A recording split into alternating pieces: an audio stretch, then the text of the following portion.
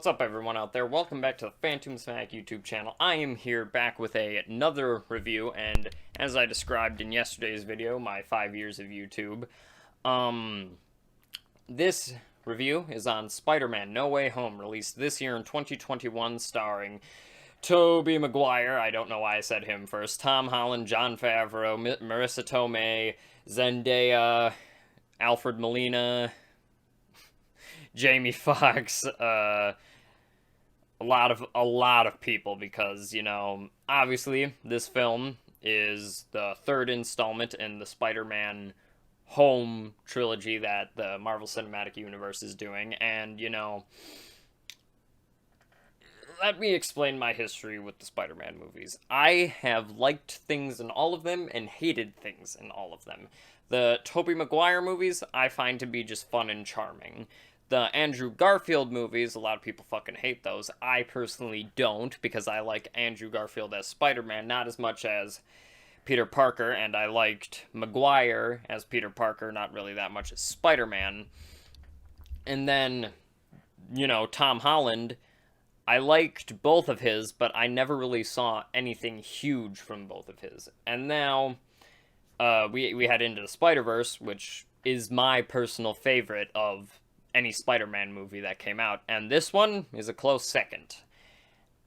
Obviously, the plot of this is that you have Peter Parker, who, at the end of spoilers for Far From Home, that his identity was revealed, and then all of this shit was happening, and then Doctor Strange was like, here, I can fix this, but then a problem happens, and then all these villains from the other multiverses come in to try to get Peter Parker, and this film is really fucking good. Now, I still have problems with this, but I think I finally seen what I want to from Tom Holland as this character, because, don't get me wrong, he was good in all the other Spider-Man movies he was in, but there was always something holding him back. In Homecoming, I feel like he didn't have enough motivations. In Far From Home, he was good in that, but I feel like nothing excelled his performance. I enjoyed him, and I enjoyed watching him. And, you know, Far From Home, I have mainly problems with the villain and just some plot developments with that. And Homecoming, I have problems with just his motivation in general. And, you know, I like seeing him in the ensemble movies. He has had good moments with Mr. Stark, I don't feel so good. But in this, he is phenomenal in this, because he has so many legitimately good moments of acting, and you finally see the heartfelt on this character and his motivations. It is phenomenally well done. And, of course, you know, you have the other movies that show up, you know, Alfred Molina as Doc Ock is really good again, and then you get Jamie Foxx as Electro, which I had problems with him in Amazing Spider-Man 2, but in this, he's very well done with his motivations and stuff like that, especially him being shoved into this new universe. I really do enjoy seeing all of that. And then you have, you know, just the other villains, Sandman, which was really cool to see again, still played by, I think, Thomas Hayden Church, and, you know, he's still very well done. That was one of my main enjoyments of Spider-Man 3. And then you have just a bunch of other people. That is a bunch of the villains. You have Willem Dafoe as Doc Ock, not Doc Ock, as Green Goblin. Oh god, the comments. No, but as Green Goblin. And obviously I found him very over the top and kind of silly in some of the moments in the Sam Raimi trilogy. But in this, I really enjoy what they do with his character, because they almost give him this split personality, and you see more of Norman and not much of the Goblin, and, you know, he gets rid of that stupid fucking Green Goblin mask, which, you know, they make fun of by saying, like, a green elf attacked me, which I found fucking hilarious. And then, you know, he genuinely gets a good thing in this, because he goes to find help because of what's happening to him with the Goblin, and he does not want this. And I'm like, yes, that is such good writing for him.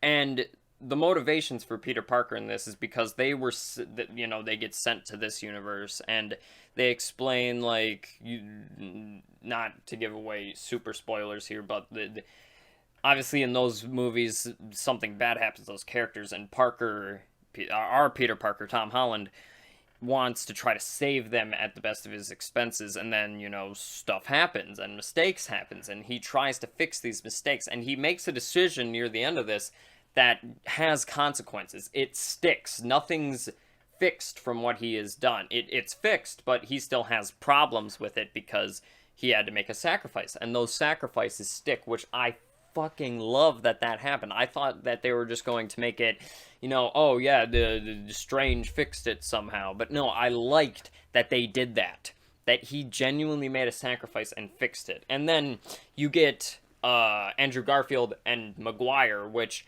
it was so good to see them again, and to finally see, like, ends of these characters' arcs that we never got because both of them were kind of ended on sequel bait. I fucking loved that. And you get moments where they get to redeem themselves for failed past mistakes, which I thought was phenomenal. And the movie also is fucking hilarious. I found myself laughing so much. The chemistry between all these actors, Zendaya and Tom Holland, and then all the three Spider-Mans, I loved all the comedy in this. And yet there's still very serious moments, which I said proves Tom Holland as that. And seeing how these other Spider-Man try to help him realize that the situation that's happening, I fucking love that. This is so well written, but why this is still my second favorite instead of Into the Spider-Verse is because I saw this before in Into the Spider-Verse, where the different Spider-Men come and they change things. And, the movie thing is cool, the fact that they were actually able to get the actors back from those movies to do this multiverse idea. So good that they were able to do that. But I feel like Into the Spider-Verse does it a bit better, with the fact that Spider-Man's the only superhero in that, and then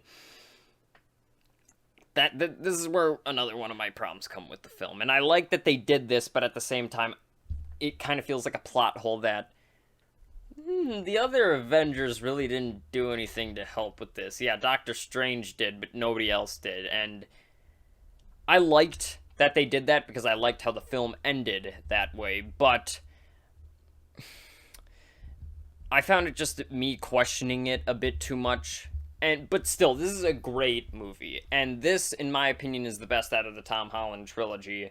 And I like that we finally get to see these other Spider-Man characters again, see them finally get, like, more fleshed out and more problems solved in their lives, except with one. They did Sandman dirty in this. I'm not going to say anything spoiler-wise, but I feel like they could have done dirty fucking. I did not mean to make a pun. I just have a bit of a problem with how he ended up as, because yet again, he was one of my favorite parts in Spider-Man 3. But I definitely do recommend this.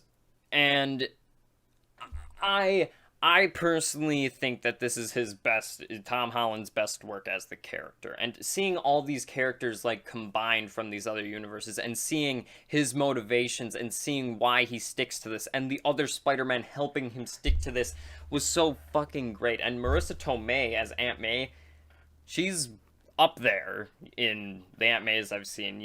Rosemary Harris was very good, but she proves her worth in this, which I really do enjoy. Of course, they took a different direction with Aunt May, but I really enjoyed the direction they took with her. And, yeah, it's just really fucking good. I definitely recommend this. If you love the cinematic universe, if you love the Spider-Man movies, I definitely recommend this. I do also have a problem with the fact that, the advertisement for the other films, all of them combining into one, but it's just a unique premise, and I'm glad that they did it because it led to such good writing. But still, it's in second to Into the Spider-Verse, just by a little bit, because Into the Spider-Verse came first. But no, this film is really good, really funny, really emotional, great to see all these characters again, and I'm excited for whatever Marvel has next. Yeah, but hope you guys enjoyed. Like and subscribe down below. Comment what you thought about the film. Your opinion matter, and I would like to see that. And yeah, see you next. And comment what other films you would like me to review. And yeah, see you next time. Hope you guys enjoyed.